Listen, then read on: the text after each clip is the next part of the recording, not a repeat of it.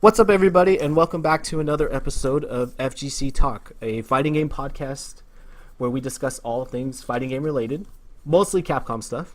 I'm one of your hosts, Jard. I'm here with three of my closest friends in the community. One of them is Mike Eraldo Coyle at Eraldo Hey Coyle guys, 52. My bad. hey guys, what's up? Next, I have my other good buddy, JR, at LQ Flurry 14 on Twitter. Moo. And then finally, last but not least, Mr. XSK Samurai himself, Mikey Chea. How's it going, guys? So we're gonna kick off this podcast. We haven't. It's been a couple months since we did the last one, but we're gonna kick this one off with Mikey actually has a special announcement that he wants to talk about. So Mikey, the floor is yours. All right, so we all know that I will be in Capcom Cup this December, but I will also be officially representing Winter Fox at Capcom Cup. So, Wow! Congratulations! Yeah. Congratulations! That's pretty big news. That's pretty We're all big proud news. of you. You definitely deserve it, and let's go do work at Capcom Cup. Yeah. thank you. So that's definitely a huge, because I know that getting a sponsor like that it's been something that you've been wanting, and then with your play since Street Fighter V has come out, you've really shown that you are one of the best players in the country.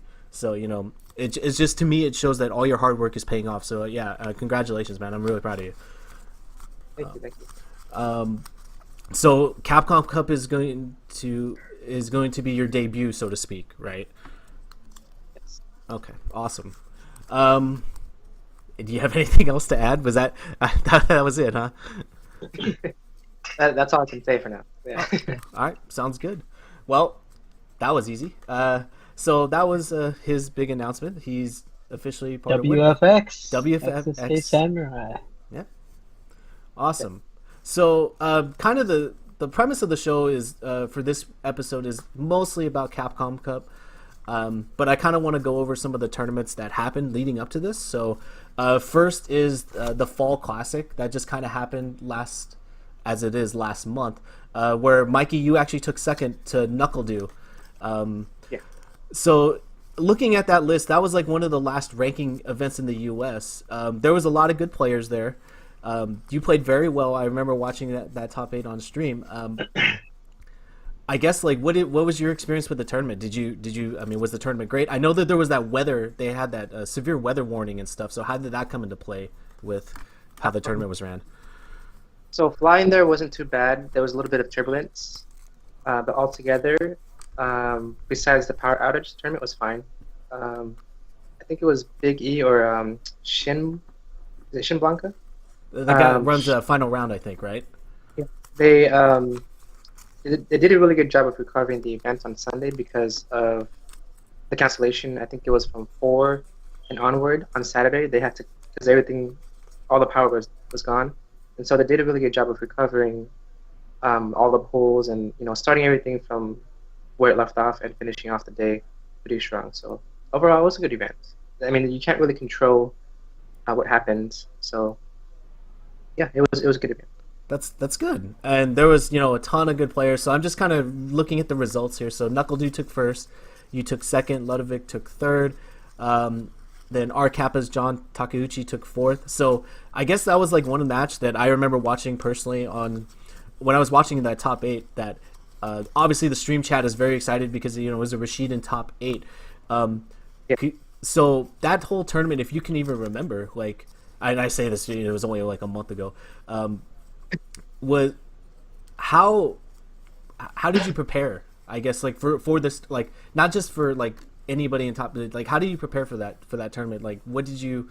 Because I mean, you got second, so you did really well. Like, did you do anything really, like? Did you train a lot against like certain matchups or? So pretty much, I tried to talk to Apology Man and Lemon Boy about the Rashid matchup because my target was to beat John Takeuchi. I believe it was him, and I think that was it. It was just between me and him. So I tried to talk to those two guys, and they kind of helped me formulate a game plan against John Takeuchi. And that week before, TFC, me and Ryan F Champ, we practiced quite a bit. I think every day. And it wasn't even just a Rashid matchup. It was just playing to stay sharp. And when I got there, I felt really good, and I did really good. So I was pretty happy. And that's good. Your results did show that. Now, I mean, yeah, there's no shame you lost to Knuckle but I mean, Knuckle has been on a tear in the last month. Like, did you learn anything from playing Knuckle now that you're kind of evolved, that you're trying to learn in your gameplay? Like, I guess, like, if I can ask you, how much of the Guile matchup did you know, like, going into that? Going into the matchup, I didn't really know much, but I studied the video of my loss, and I played pretty decent for what I knew.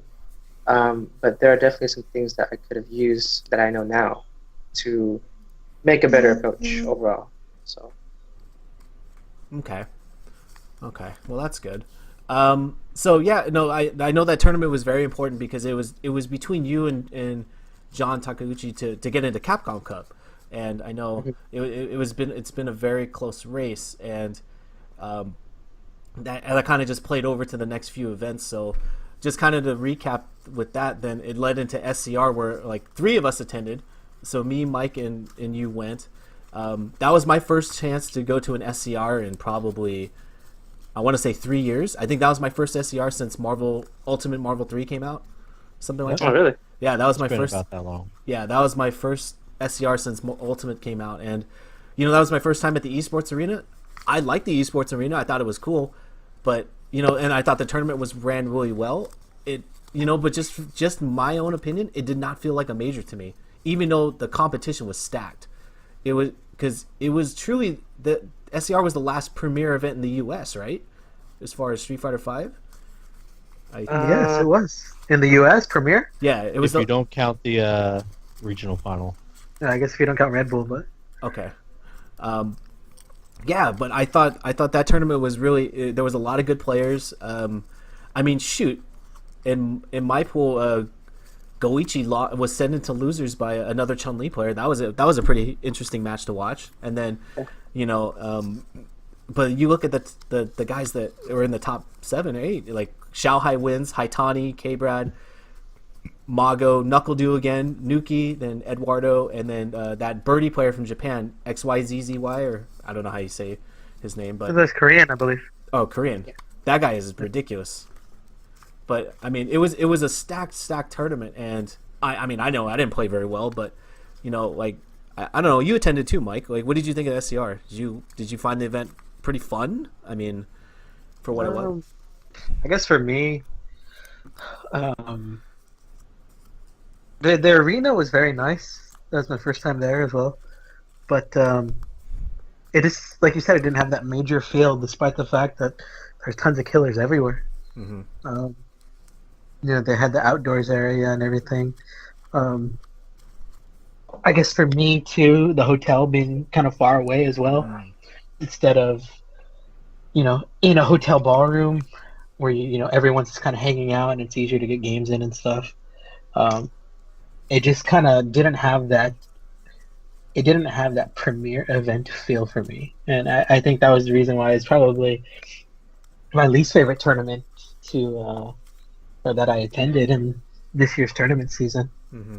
I mean, it was still ran great. I mean, by the time we got home, we left Sunday after Mikey was eliminated, and we got home in time to watch Top 8 because that ran late.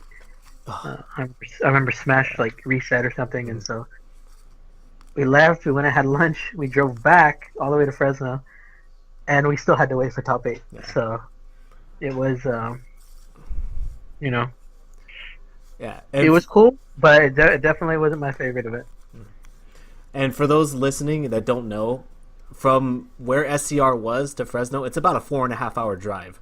So we trekked pretty far. So we left pretty early.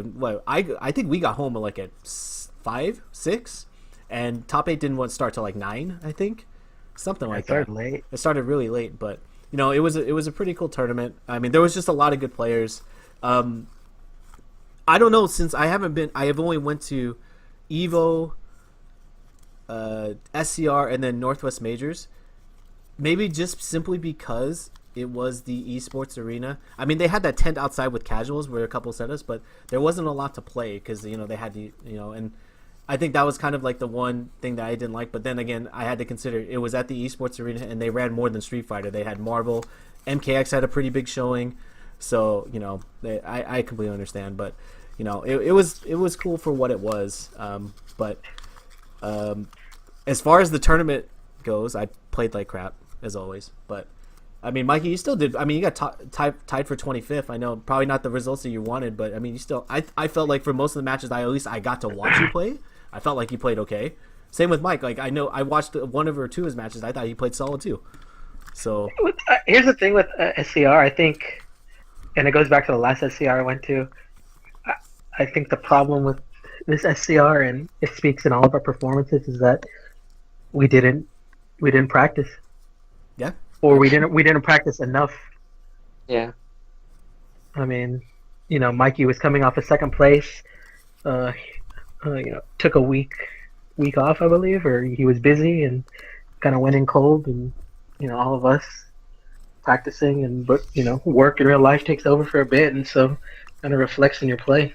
Mm-hmm. Yeah, and when you go to events back to back, and you have work and school and everything, you have to find, like that week I didn't practice at all. It was really hard to practice because I had to get everything done before the weekend. That way I can focus on competing. So it was very difficult for this past month. And I'm pretty sure it's like that for a lot of competitive players right now. Mm-hmm. I mean, Like we didn't even leave till that Friday. Me and Mikey both worked. Yeah. Yeah, I left with Mikey. Yeah, same with us. And so we actually didn't leave till what did we leave? Like 6 o'clock? Yeah, 6 o'clock. And we didn't actually get to the hotel till like 11:30. Yeah, because you guys came and got the room key from us when we were eating, and that was like at 11:30 when you guys saw it. So, Yeah. I mean, for a lot of us, we don't have the luxury to take the day off. We all worked the whole day just so we can make sure that we can come to the event. So, but that's kind of what, I guess, at least for me, because I'm not necessarily I'm obviously not as good as a lot of these other guys, but that's one reason I haven't gone to SCR in a while, is because this was the first time I can remember in the last few years that I was able to go and not have to worry about like taking time off or anything. I was actually had free time in my schedule to actually go. So, and that that's, I enjoyed it for what it was. I'm hoping to go back to the esports arena, for Wednesday night fights one of these days when Injustice or something comes out. I'm hoping to check it out Wednesday. But no, overall, I thought it was a pretty fun event. It could have just been a little, it just didn't have that premiere feeling to me. And but the other things I want to quickly get into is the more stuff I want to hear about, because I didn't really watch the stream, so I don't know. Like Mikey, you went to Canada Cup, right? Mm-hmm. So I know that was a huge tournament too, because all the international players showed up. Knuckle beat Shanghai in that grand finals. That was the last premiere event. Yeah, that was a really good. It was a really good tournament. There was so many good players. I think that was the tournament that Myers got top 8 too. I think he played ridiculously well that weekend too. Yeah. So was there any highlights for you about that tournament? Because I know that you've been to Canada Cup before. I mean, that's where you beat Taquito one year in Street Fighter, and that's where you started to kind of make a name for yourself a little bit to other people who may not have known you already. Mm-hmm. My performance wasn't very stellar at all, but the American players were very represented in that event. USA won the teams. I think top 8, almost top 9 had like 4 Americans or 3 Americans. Shin Chang, his jury came out of nowhere and beat Gamer B, and I think he made top 12 or top 16 or something. He tied for 9th. Oh, there you go. So it was really impressive. The American players that came out and played. Mm-hmm. And it just shows that the gap is just so crazy. It's so little compared to other, places. Zhao Hai coming off like 2 different wins, ESL and I believe SCR, and then he loses to Nakadu. But Nakadu told me that he has Zhao Hai has a losing record against Zhao Hai. Oh no, I'm sorry, against himself, because the last time they've played, Nakadu beat him 4 times. Oh, wow. And then the 5th, of course, Canada Cup. Yeah, which is pretty crazy. I didn't know that. He was saying the reason why he was playing or displaying those behaviors was to remind him that he has to know who he's playing against. Okay, Very interesting. strong. Yeah, it was a. I mean, I didn't get to watch much, and I don't know if like Jr. or Mike, you guys got to watch much of the stream that weekend, but I was able to catch at least the top 3. But I mean, I'm looking at the list of just the people who attended and just the top like 35 places. It's just like it was killers after killers. It was such a tough tournament, but it was, so many. Everyone was trying to get that last second qualification. Yeah, Get those points. Get something for Capcom Cup as a final push. Yeah, it was definitely it was exciting. It must have been really exciting to watch for the stream viewers because, especially NuckleDu playing so well, and he's arguably could be considered the best U.S. player right now with what's going on. But Daigo was there. Oh, I'm sorry. Go ahead. Oh, the reason why he's the best right now is because Du has placed top 8 and won one premiere in Red Bull Battlegrounds, and Justin would be like the next person under him, right? Mm-hmm. He didn't place top 8 in any premiere events, I believe. Oh Really? wait, no, I'm sorry. Yeah, he hasn't placed top 8 in any premiere events. Interesting. So. I did not know that. Okay. And Justin lost to Du at SCR. Okay. So I think he's the best. yeah. I would even go as far as he might be the best in the world, I think. At the moment? Really, in the world? Well, he did CB. beat Xiaohai, and I thought Xiaohai was the best player in the world at the time. Yeah, I thought Xiaohai was the best in the world at the time too. He beat Zhao Hai, he beat Tokido, he beat Daigo. The only person he hasn't played yet is Momochi. Which this leads me into another question, but before I get into it, let's just keep going with some of the tournament results too, and then we'll get into. Okay. So, Yeah. the main thing I really wanted to talk about was the Red Bull Battlegrounds that just happened. And Mikey, you attended obviously because you qualified, winning that online qualifier. Before I even talk into that, I just wanted to say that that was one of the first tournaments that I watched almost all weekend. Granted, because I watched the whole thing. Yeah, because I was actually had free time, surprisingly, and I thought the tournament on stream looked phenomenal. I thought the setup and everything looked good. I liked the presentation. It looked like I read on Twitter, and it looked like there was a ton of casual stations. This looked like a tournament that I really wish I would have went to, and I didn't know it was an open bracket. So Yeah. Yeah, I didn't know either. I thought it was just the finalists going to compete for that final spot. And But I'm that surprised you guys tournament didn't was know. that tournament was Is that something amazing. that the other 3 regional finals? The whole event was kind of like a weird. It was the wording of it because even some players were like, "Wait, this is an open qualifier." I thought and even the people that won the qualifier, the Proving Grounds, they were like, "So do I get into the open bracket or do I get into the actual Battlegrounds?" And they got into the open bracket. So it was very confusing in how they worded it and the rules behind it. But I mean, overall, at the end, it was a great event. I think personally, it was. Compared to all the events that I've been to thus far, since I've played fighting games, I think it's the best event. It beats even. I would say it beats Evo. I think. Well, I mean Evo on the scale of maybe like 2012, 2016 was pretty ridiculous, but I mean Red Bull, it just took care of everybody. It took care of the casters, the players, the casual players. Anybody that showed up, they took care of them, which is ridiculous. They took care of the viewers. I mean, look at that. So Yeah, definitely one of the best stream experiences that I've seen. best event, hands down. Plus, I was VIP, so it worked. Yeah, free food. VIP was ridiculous. Free food, free drinks. After party was free. They had a ton of casuals. They had arcade machines, games. Everything was just great, But the bigger question hotel is, you were VIP, but did anybody ask for your autograph? Um, I'm just kidding. Sorry. He's not kidding. Damn it! No, no. All right. Anyways, no, but because I think I texted you over the weekend while you were there, and I think you also mentioned that some of the setups were head to head too on the other stations, not on the stage. They were head to head. All setups were head to head. That's amazing. That's so good. Every single pool had 4 head to head setups. Wow, that's and they had monitors displaying the pools.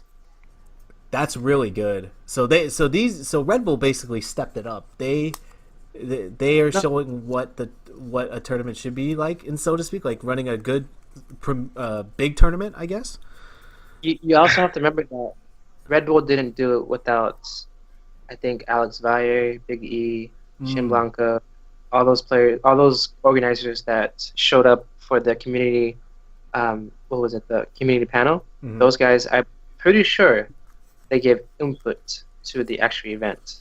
I'm almost sure because the whole hospitality, I think that was Red Bull. But then running the events, Alex was behind the scenes running the stuff.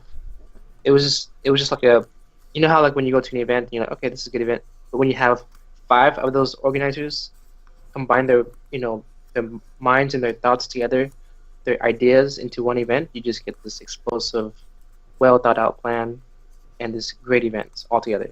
So it was just great. That's what I thought. I could be wrong, but that's what I'm assuming. I mean, that wouldn't surprise me, but man, I thought all weekend was just from start to finish. From what I watched, I was intrigued. I really liked how everything was set up. For me too, what made the event too is they put. I still feel like they put great. They invited great commentators to commentate the weekend. Like Sajam and Tasty Steve, they're both really good. Ultra Chen, and then you had Mike Ross and Seth commentate too.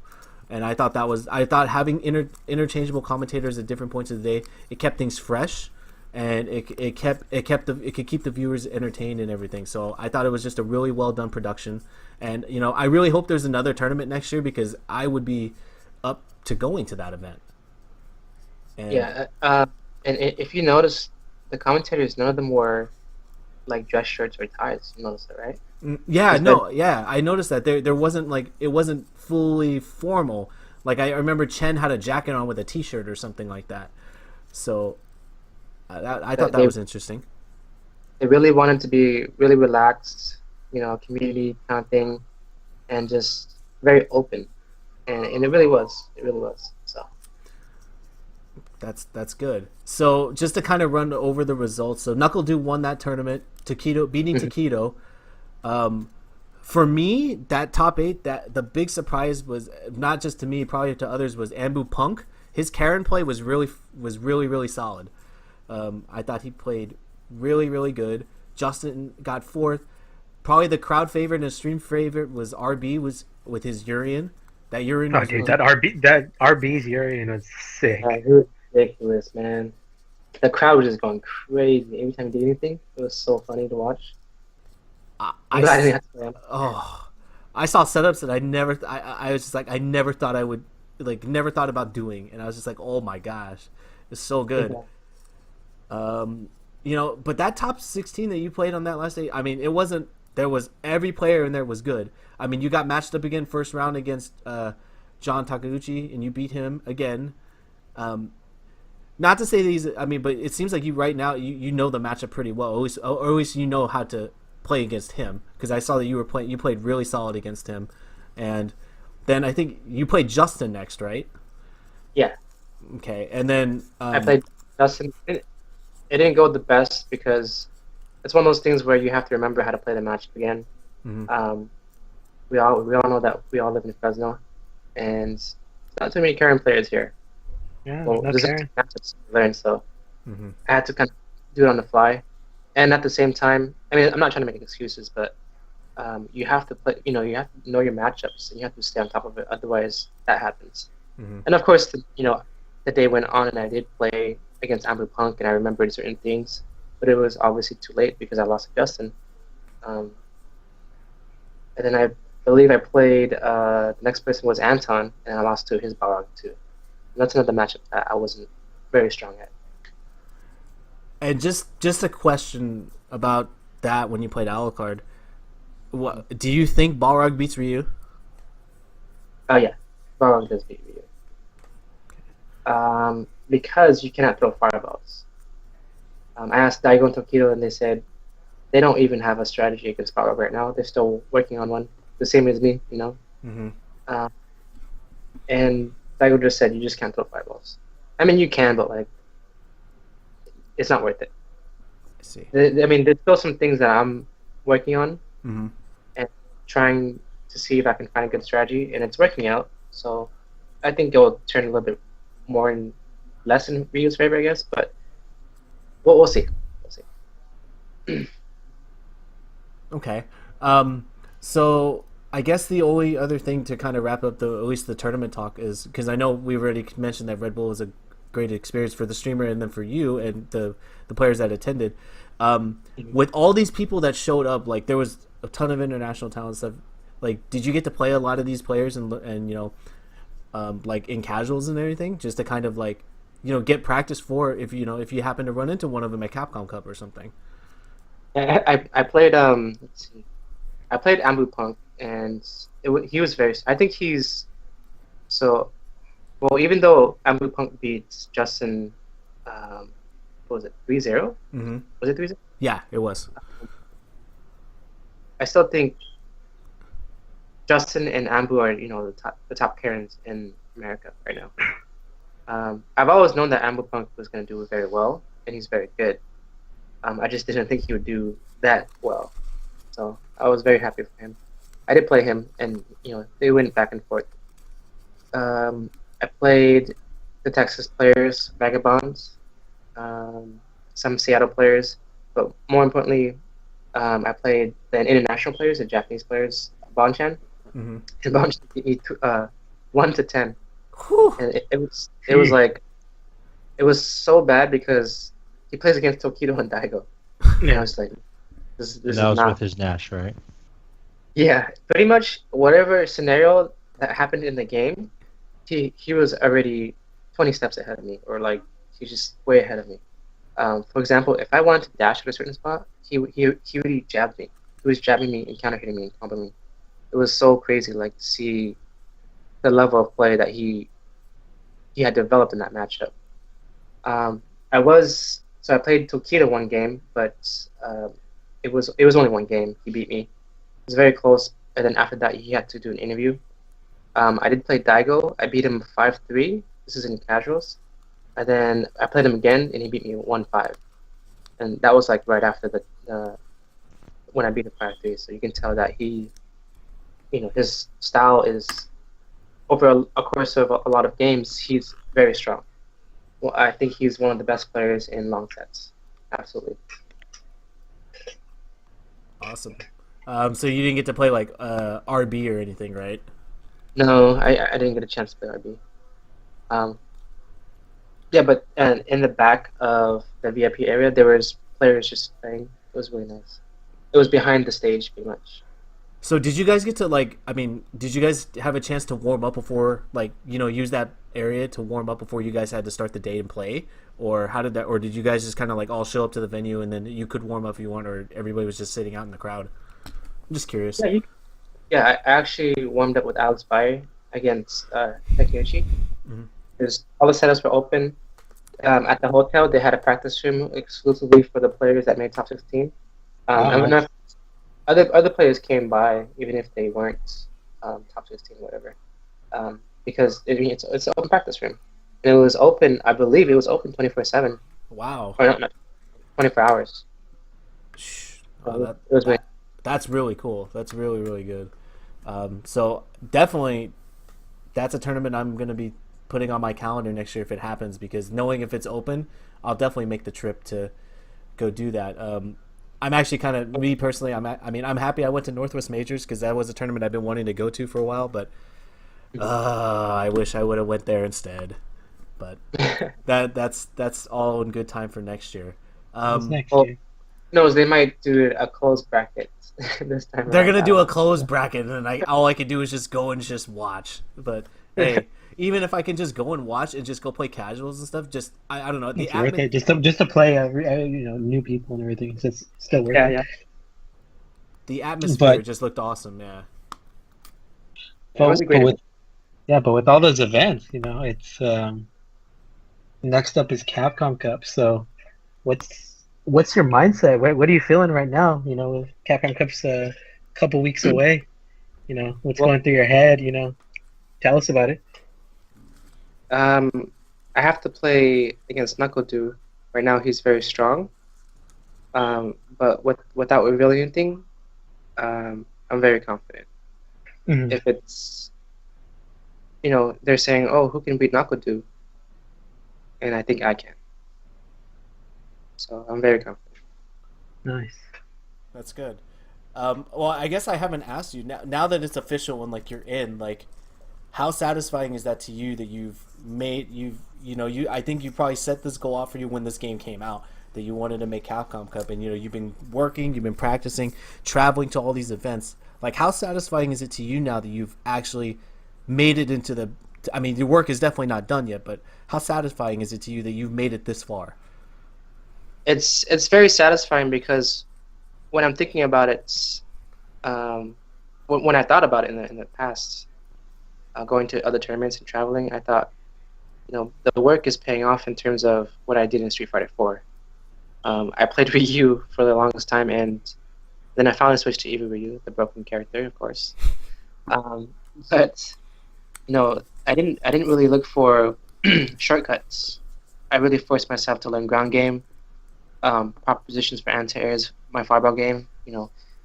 Mastering the fundamentals and the little tiny holes that you need to keep your game very strong and solid. I think it's paying off 100%. And for it to happen now with Street Fighter 5 getting so big, I'm very satisfied with my performances thus far. And of course, there's always more room to grow, but I think it's going in a good direction. That's good. Yeah, because I know I mean we've been friends for a while, and like I know how much dedication you have, and I've seen it, and I'm, at least for me, I'm glad that you've all that hard work is paying off, because it's definitely not easy to make this tournament, to make this final at the end of the year. I mean, granted, there's a bunch of tournaments, but not everybody's able to travel to all these events. So based off of what you've been able to travel to, you've done really well, and then I can only see it going up. So And there's no easy events. no, there is not. There's killers at every event, and especially toward the end of the year when people haven't qualified yet, they're gonna all the international players, all these things are gonna come out and try and qualify. So knowing that you made it in, like that is, at least even in the first year of Street Fighter 5, that's got to mean a lot, and that's great. And we're hoping that you do well at Capcom Cup. What's up, guys? Jard here, and thank you guys for listening to the latest episode of FGC Talk. When we recorded this podcast, it was before Capcom announced that the Pro Tour finals were going to be 3 out of 5 the entire way. So we actually spent a pretty decent amount of time talking about why it should be 3 out of 5 instead of 2 out of 3 from top 32 to 16. So in light of this new change, we omitted that conversation, and we're going to get right back into it with our thoughts about Season 2. Enjoy. Would you guys change anything about 2017, how they work the tournament format? As far Yeah. as far as qualifying, Yeah. I think the points need a reworking. I think qualification needs a reworking. Well, how would you go about that? I was a fan of the first place qualified, then the next person, second place got it. So I was a fan of that. See, I actually disagree. I like the fact that if you don't win the event, you go to points. Because I mean, and well, the thing is too is that I don't think I would mind that either if the point structure was good. I mean, if you were going if you get 8th place or something like that in a ranking, you get like 4 points. if you were going to ask me, well, that's just the nature of how a double elimination tournament is run. The people who only get 8th get like 5 less games than the person who comes in first. If I was going to change it, I would say that you don't get global points for ranking events. That you just make ranking events their own thing, and you make premier events their own thing, and you go with that. But it's hard because Capcom wants to get people from all across the world, and the bulk of the tournaments are in the U.S.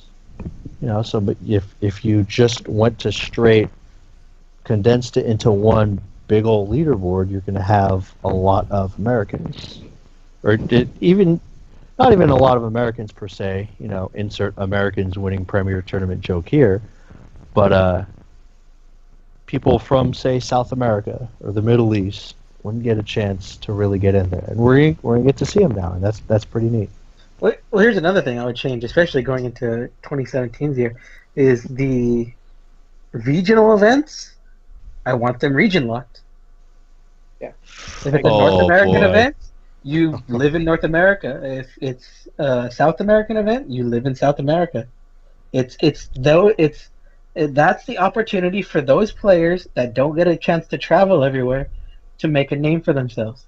I don't like it when people from North America go to a South American event and then win it and then take their spot, when the whole point of that was to make players known from those regions. Yeah, I mean, I'm sure most of you guys probably disagree with that, but that's just how I feel. no, I mean, because in Tokyo, in Japan, there was a tournament where I think it was Tokyo Game Show. I could be wrong, but Luffy couldn't enter. I think. So I was like, why can't Luffy enter? He's not Japanese. I don't know.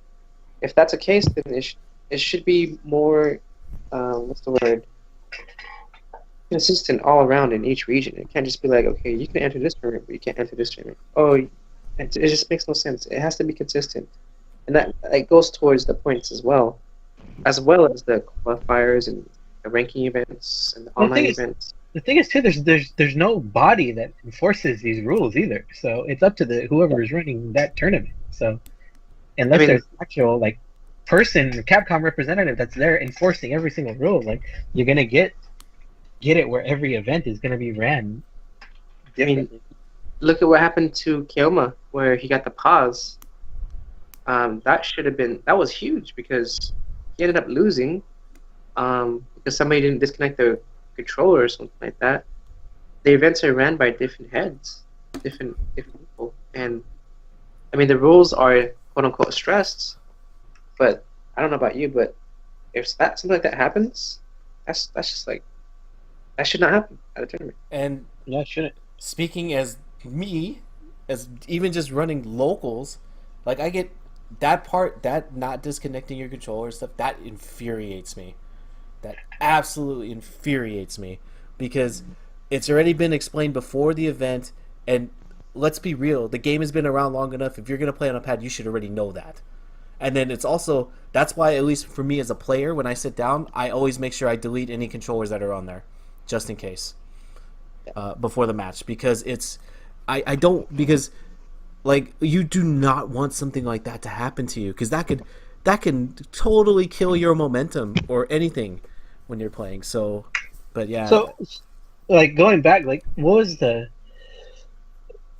you remember exactly what happened? Mikey, you'd probably know, between who was he playing? It was Myers and somebody else. Myers and Nuki. Nuki. Yeah.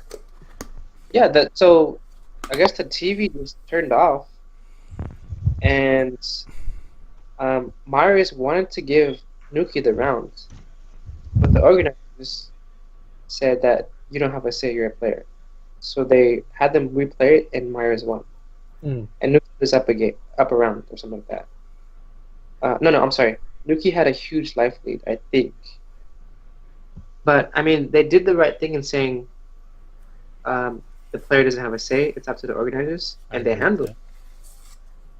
But that was questionable. Nuki was up a huge life lead, and Alex ended up taking it. I mean, it still played out almost close to what happened in the match, but it could have gone another way, and that pause, that interruption in the match could have caused. I mean that happens at any other tournament. You might get a different result. Right? Where the organizer might see it a completely different way, and it's just. That's what's kind of frustrating as well. Is just have a universal rule set for all this. Yeah, basically, you're preaching what should be it's consistency. Every rule should have that. Or there should be consistent rules that every event that is under the Pro Tour banner should follow. Like you can't, like you said, like how would Canada Cup handles it that way? How would have CEO handled it? How would have SCR, or how would it, one of the international tournaments handled it?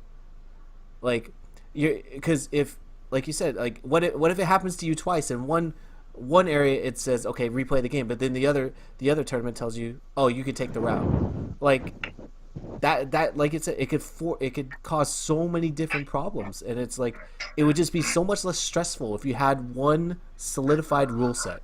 Yeah, but that's what I want in 2017 as well.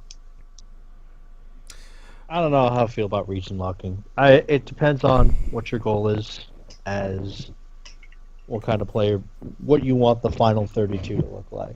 Because StarCraft did this last year. I was very much against it, just as a viewer. What they did was they had a similar structure to Capcom Cup, and what happened was the tournaments in Europe that were worth the points, the mid to high level Koreans would go there and win. And as a result, the top 16, even though the tournaments were spread out all across the world, the top 16 was almost exclusively Korean. So what they did this year was they had WCS Korea and then WCS everybody else. And Koreans, by and large, could only enter their own tournaments, and the finals for BlizzCon were 8 in the circuit, which is all the foreigners, and 8 Koreans. I didn't like it because, as a viewer, I just want to see the 16 best people in the end. If they're all from Korea, then that's what I want to see. Now, it's happened to work out that through one thing or another, without getting too deep into StarCraft stuff, the rest of the world has started to catch up. But I feel like in Street Fighter, you get a little bit more from having people in regions that you don't necessarily get to see. And Kioma is, from last year's, probably the best example, as a guy who no one hardly ever heard of until he showed up and all of a sudden there's a spotlight on that region. And I get wanting to keep people out of that particular region, but the competitive person in me also kind of wants to say, man, if you're good enough to win, just win. Don't matter who you are, where you're from. So it's a back and forth. I know I'm not really giving an answer either way. Right there. But I mean, let's talk a little bit more on the bright side. Tekken Cup, you'll be able to play Kuma, so it's good.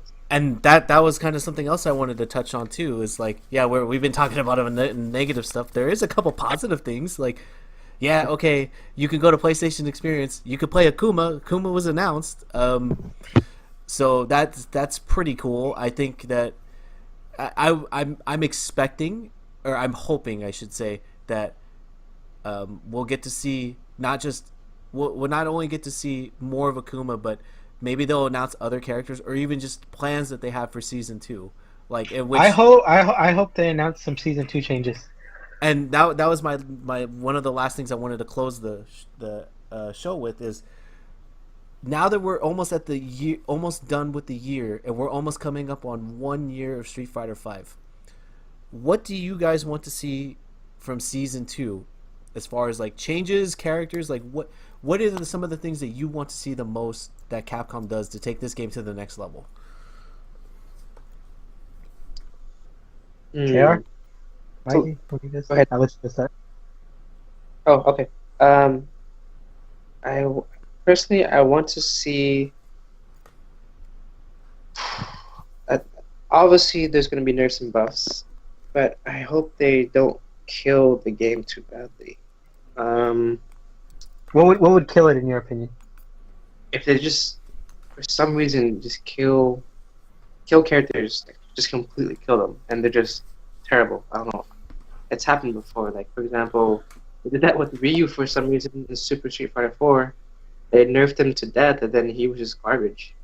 It was just so bad, and there was no reason to do that. They just nerfed them, and then they put yin and yang. Like, I don't want that to happen again. Please, Jesus. What I do want though is a fair amount of changes for the whole cast.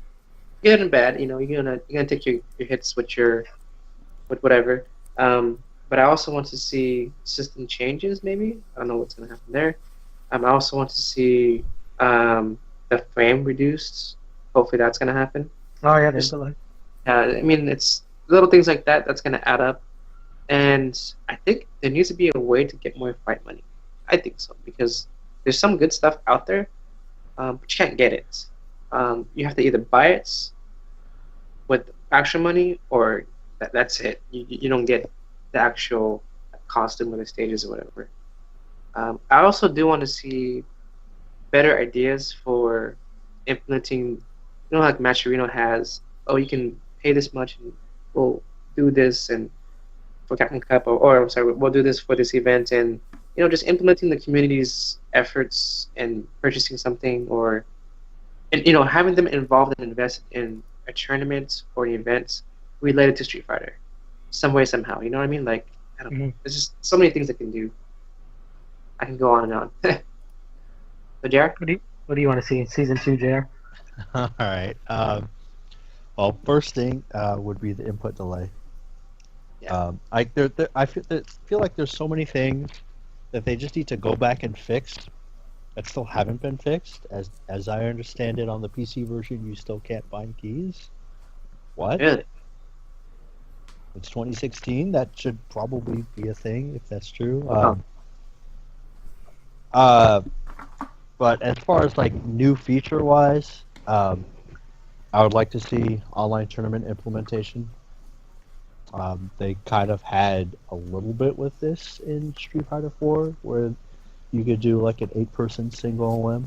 I'd like to see it expanded upon in a more efficient way. Netcode needs to get better. It's not where it should be right now. Let's see. Those would be the main ones. Like, I actually feel like, from a balance perspective, the game is in a relatively good place. I mean, there are good characters and bad characters, but I don't feel like it's horribly blatant. I feel like any one character can pretty much beat any other one. But I say that from a viewer and mid-level experience. Mostly, I would like to see the tournament implementation would be nice. Having lobbies fixed would be nice, because they're kind of broken right now. The 8-frame delay is kind of embarrassing and should be fixed. And then just go. I mean, there's a laundry list of complaints you can find about this game that range from pretty severe, like, just gotta fix that stuff. Yeah. I guess for me, also the delay. But I want to see jumps adjusted. I don't know. I feel they're too strong in the game.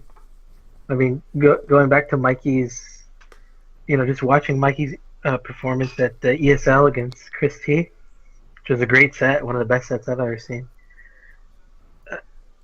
You jump in 5 times, and you get anti-air, and it doesn't stop you from jumping, because he jumps again on the 6th one, he gets the hit, and there goes your life bar. Like, you're just not. It just doesn't seem like there's enough punishment for bad jumps.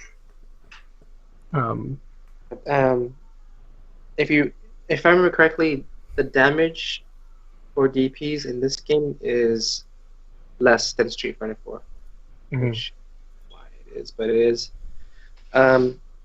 Defense is not rewarded, period, as much as offense is. You can jump in once and you can win the game somehow. Yeah, definitely. It's really, I don't think that's even.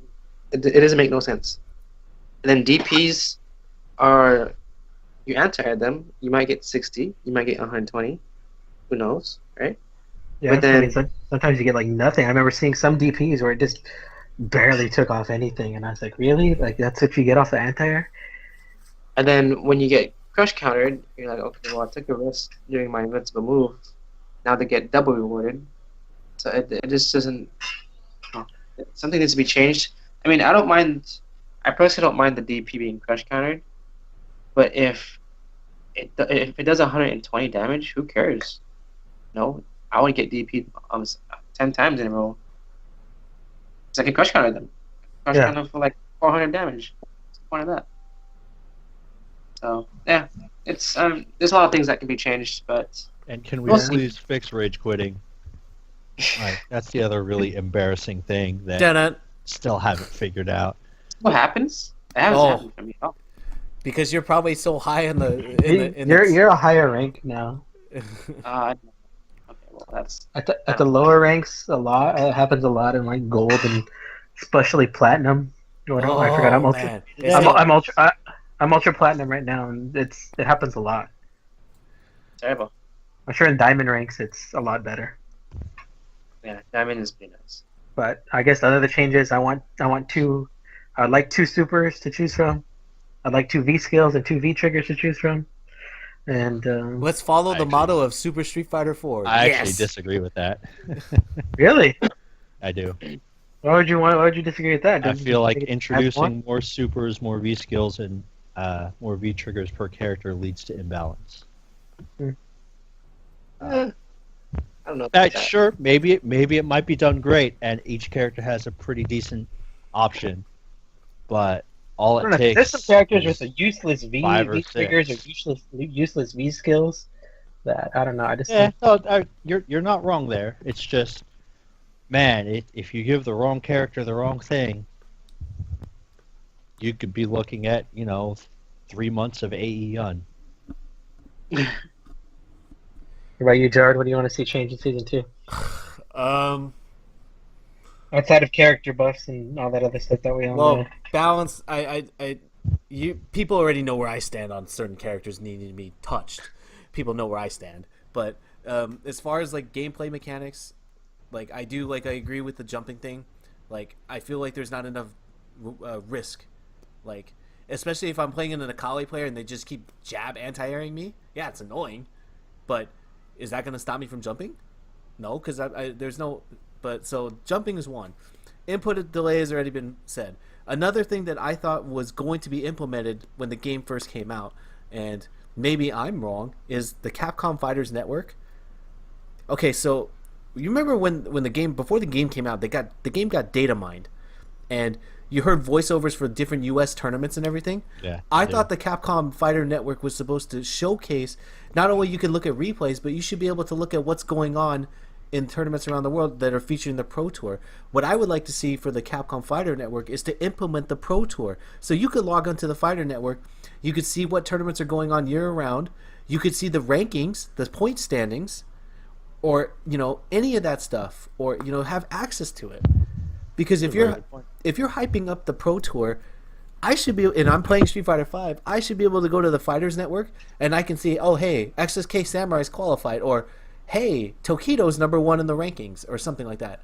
And I think that would be such a useful tool to keep people interested. Now, I don't know if there's a way that you can, I mean, granted, with everybody playing on PS4 or even a PC, you have access to Twitch, so that's not a big deal. But I mean, even having an option where, I mean, I don't know if it's even possible, but to put it where you can actually watch a stream while in game.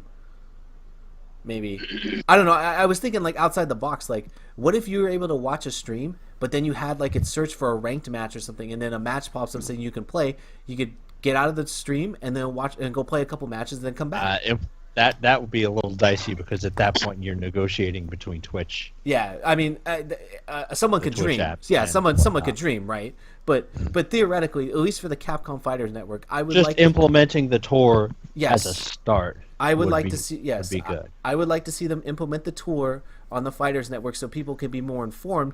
And then, I'm speaking as a casual person, mindset. If I click on the Fighters Network and I see, oh hey, there's a tournament going on, or I can watch high level play, or I can see rankings of players. You know, what if it's somebody new to the scene that doesn't know who's really good, but let's say they play Ryu, and they see on the leaderboard that Tokido is number 1 in the Capcom ranks, and he mains Ryu or something. Hey, I'm gonna go to YouTube and look up Tokido matches, because I mean, you know, I think there's a lot that could be used with that CFN being put on there, or the Pro Tour being implemented on CFN. They could also profile players with that respect as well. Yes.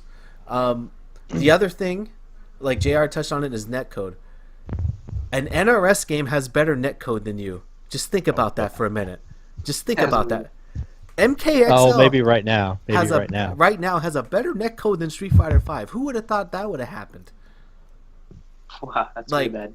Like, that needs to be fixed, because the majority of your casual players and stuff play online. You need to have a good experience to that, for them to stick around, because the whole point is sticking around, and you need to play. And that leads to rage quitting. That needs to be fixed. But another thing that I like to see is Mikey, you touched upon it, is the fight money. There has to be some way you can earn a little bit more. It might not have to be a lot, but earn a little bit more. And what I like to see personally, I know Capcom likes their damn money, but for God's sakes, let me buy premium costumes with fight money. I know, right? For God's sakes, I don't want all those premium costumes. I just want to buy a couple. I don't want to pay $4 a costume.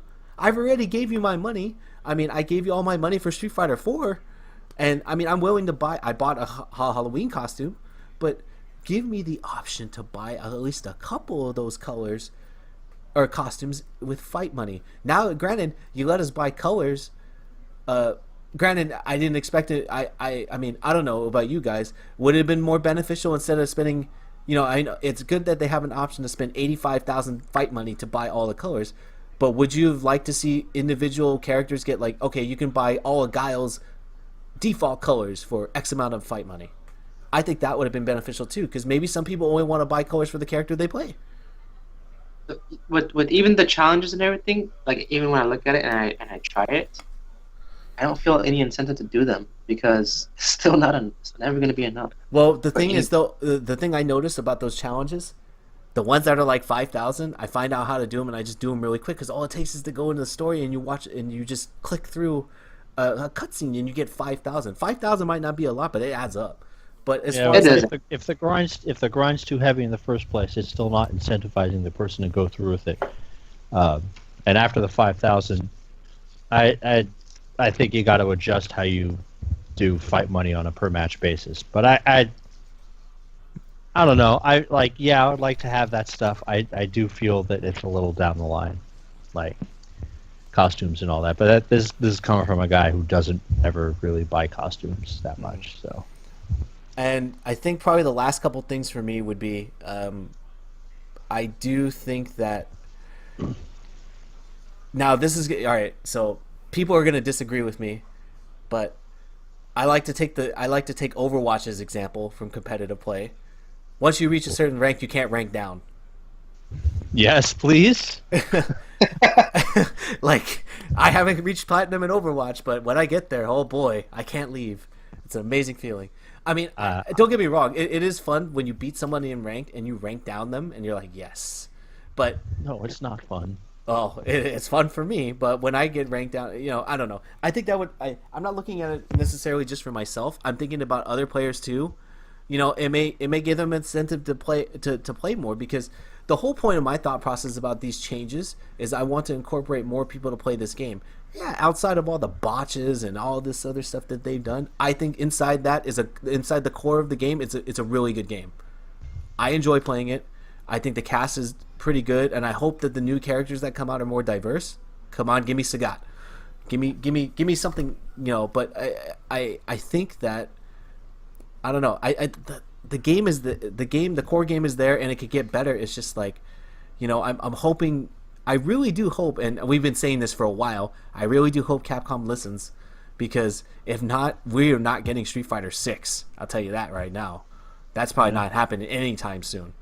Yep. So you know, outside of those are what I would like to see, is just like, you know, maybe as a little changes as But for me, the biggest thing would be, obviously outside of the system changes and the character balances, the biggest thing I would like to see is just Capcom Pro Tour implementation in the Fighter Network, because I think they missed a huge opportunity there. I really do.